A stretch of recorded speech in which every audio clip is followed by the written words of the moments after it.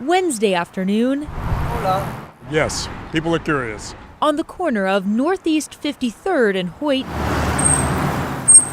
you'll find Gail Marshall and his wife, Bunny, a clipboard in hand. A lot of people stop and ask. Here, the traffic's kind of fast, but where it's a little slower, people often stop and ask us. And then pedestrians ask too. I want to know what we're marking on these sheets.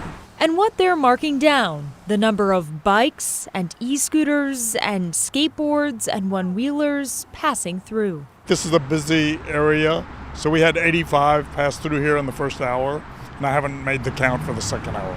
But this seems normal to me. Volunteers can count all summer long, signing up for 2-hour shifts at more than 300 locations.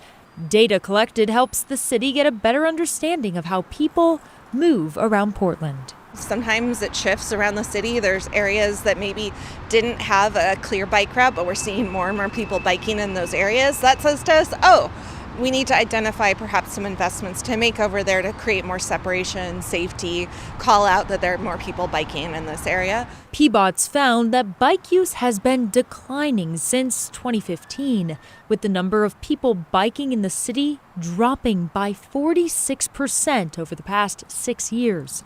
Now they'll determine if the trend is continuing. Since 2014, the city's built more than 120 miles of new bikeways. One trend Gail's noticed this year, a whole lot more e-bikes, one of the categories PBOT's specifically tracking this year. And last year we didn't do that in the count, so maybe it's just looking for them has made me more aware of how many there are. But I really think there are more e-bikes out there. Whatever the results may be this time around, the city's grateful to volunteers and counting on them to get an accurate tally. It is a really amazing thing to be in a bike city like Portland and see the variety of bicycles and creativity that comes with that. You see tall bikes, unicycles, all sorts of bikes. And that's kind of the fun part for our volunteers as well. Definitely sounds fun to me. This sounds like a very good way to pass the time. And again, PBOT's still searching for volunteers to count at over 300 locations across the city from now until the end of September.